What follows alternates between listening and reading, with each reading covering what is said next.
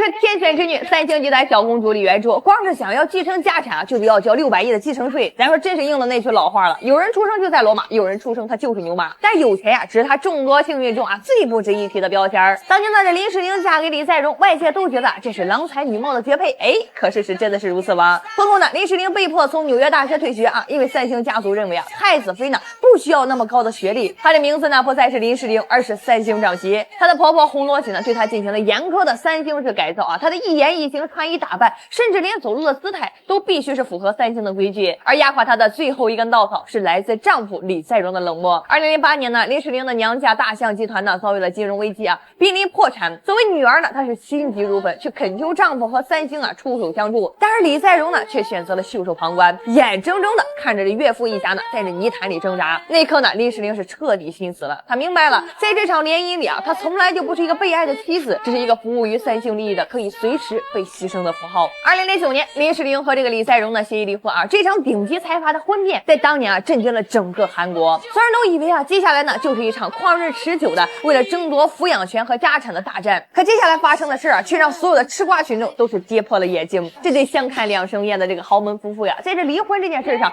真的是不可开交，但在如何爱女儿这件事上却达成了惊人的一致。他们互相是争夺抚养权啊，不是为了把孩子当筹码，而是因为他们谁都不愿意缺席女儿的成长。最终呢，抚养权归到了父亲李在镕，但是他们约定啊，抚养孩子呀，在养育孩子的重任呢，必须由两人共同承担。于是呢，我们就看到了在后来的10几年里啊，一幕幕堪称是豪门清流的名场面。女儿李元珠要参加芭蕾舞比赛，离了婚的李在镕和这个林世玲呢，会像所有普通父母一样，并肩坐在台下一起为女儿鼓掌。这里有亲子活动啊，身价千亿的三星掌门人会推掉所有的工作，陪在女儿的身边，让她和所有的小朋友一样有爸爸妈妈的陪伴。李在镕啊，这个在商场上杀伐果断的男人，在女儿面前啊，却彻底变成了一个宠娃狂魔。他来中国出差呢，行程排的是满满当当，已经走出了很远了。但一听到有记者问他女儿最近如何呀，他会立刻停下脚步，开心的掏出手机跟记者炫耀女儿的照片。他带着年幼的李元珠去看三星赞助的棒球赛，小公主看不懂啊，几秒钟就要问一次爸爸赛况。李在镕没有一丝的不耐烦，全程带着笑，耐心的从头解释到尾。那你可能会说了，哎呀，这不就是有钱人家的正常操作吗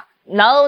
啊！要看懂李元珠的这份幸运有多么的独一无二，你必须得把它和另一家顶级财阀的千金们大韩航空坚果们的那对姐妹放在一起看。这大韩航空的2位公主啊，赵显娥和这个赵显文呢，同样是含着金汤匙出生的天真娇女啊，但她们的成长环境呢，充满了特权溺爱和家族内部的紧张关系。哎，结果呢，她们把这份有钱能够为所欲为的认知呢，带到了社会上。姐姐赵显娥呢，因为一包坚果的摆放问题啊，就逼着这个飞机掉头，让乘务长下跪啊，上演了震惊全球的坚果门事件。妹妹赵显文呢，则因为下属回答不出来问题，直接把水啊泼在对方脸上，人称泼水公主。他们的所作所为呢，是典型的被特权惯坏的豪门巨婴。而李元珠呢，在父母这份理智而充沛的爱意浇灌下呢，她长成了一个自信、大方、开朗、活泼的富家女模样，身上没有一丝的戾气和骄纵。这份健康的成长环境啊，不仅来自于父亲的宠爱，更来自于她那个活成大女主的母亲。李元珠的妈妈林世玲呢，是大象集团的千金小姐啊，在离婚后呢，反而是摆脱束缚，开始在商场上是大杀四方。她不仅把自己的大象集团经营的是风生水起啊，更是和韩国的国宝级影帝李正宰呢谈了一场轰轰烈烈的恋爱，从一个压抑的财阀太子妃变成了一个手握事业和爱情的闪闪发光的女王。一个强大的母亲，一个负责任的父亲，共同为李元珠的成长提供了最坚固的铠甲。但这份幸运呢，却没能让他的哥哥李智浩变得更好。作为家族唯一的男性长孙啊，李智浩呢从出生起啊就背负起比妹妹沉重的多的期望和压力。在美国就读期间呢，因为成绩太差了啊，加上在学校是惹是生非，被这个美国的精英寄宿学校给退学了。这件事呢，在极其看重学历和履历的这个韩国财阀圈，